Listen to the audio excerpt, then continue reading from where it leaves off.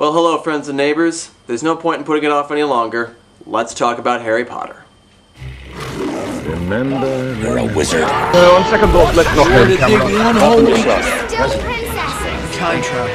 Let's finish this the way we started. Together.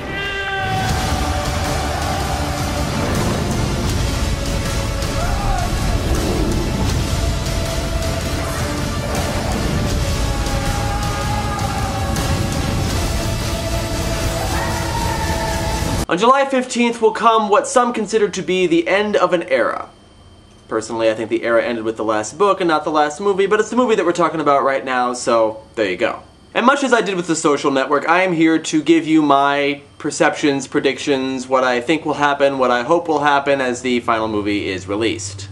First off, let's talk about the work done in the first part of the 7th movie. Most people, myself included, think that the first part of Deathly Hallows was incredibly well done. The acting was good, the directing was good, and, surprisingly, even the writing was good. Yes, I'm going to be digging on Steve Kloves some more. Get used to it, you watch my channel.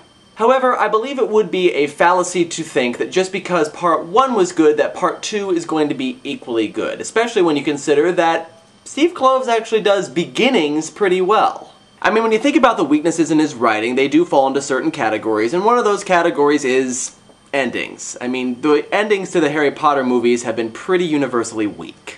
The problem is that the Harry Potter books don't end with any kind of dramatic closure. That is, the early books basically just end with Harry going home, and the later books end with unresolved issues that are resolved in the remainder of the series. They don't really have closure. And because Steve Kloves feel it necessary to wrap up each and every one of his movies with a nice little bow on top, the endings are, again, pretty universally weak. But on the other hand, we're not just talking about the ending of one segment of the story this time, we are talking about the ending of the entire series, so he might do a better job with it this time.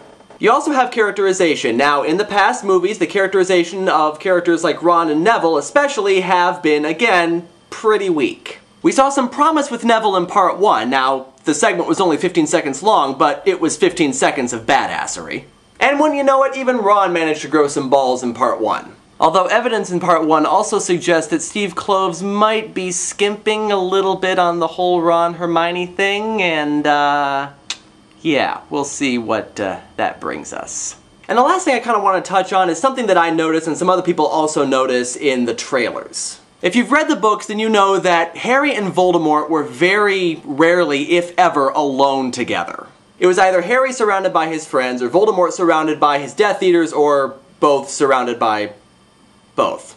However, in the trailers, there are 3 distinct instances where Harry and Voldemort are alone. Why do you live? Because I have something worth living for. Let's finish this the way we started. Together!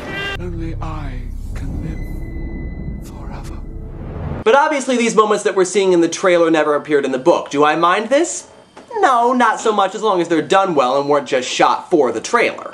See, that's my concern whenever I see a really good trailer like this, that they put all the good stuff, or they shot all the good stuff exclusively for the trailer, so that when the actual movie comes out, there's not much good stuff outside of the trailer stuff. Case in point, movie 4. So if there's context for these moments and it makes sense, then I'm all for those moments because they are, by themselves, pretty awesome.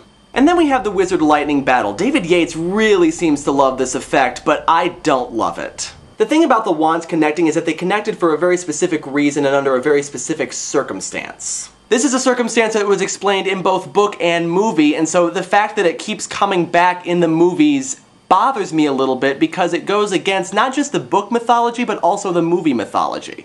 If it was just the book mythology, I wouldn't mind, but it's also the movie mythology. The movie is being inconsistent with itself. And it's one of those instances where he seems to be putting it in just because it's an effect that looks good, and I'm not a fan of that. And what I'm really afraid of here is that they're going to drag on the final fight between Harry and Voldemort too long. And it's going to be too much action, too much stuff happening, and it's just going to be overwhelming. In the book, it was very simple. Harry says, "I'm going to kill you." Voldemort says, "No, you're not." They strike at each other, and then Voldemort dies. The end. Spoiler alert. But of course, that's not as exciting for movie, and so they're going to be a little bit more action, which is fine. But I just really hope that they don't draw it out too long for the sake of more action and more special effects that probably aren't needed and are just going to distract from the story. So those are my predictions and perceptions and hopes and dreams and realities and what have you for the last installment of the Harry Potter movie series. Be sure to tell me what you think or hope for or predict for the last installment in the comments, and until next time, this is Matt Guy reminding you to check that the cheese is moldy before you cut it. And if it is moldy, just cut the moldy part off because the stuff underneath is actually really good then.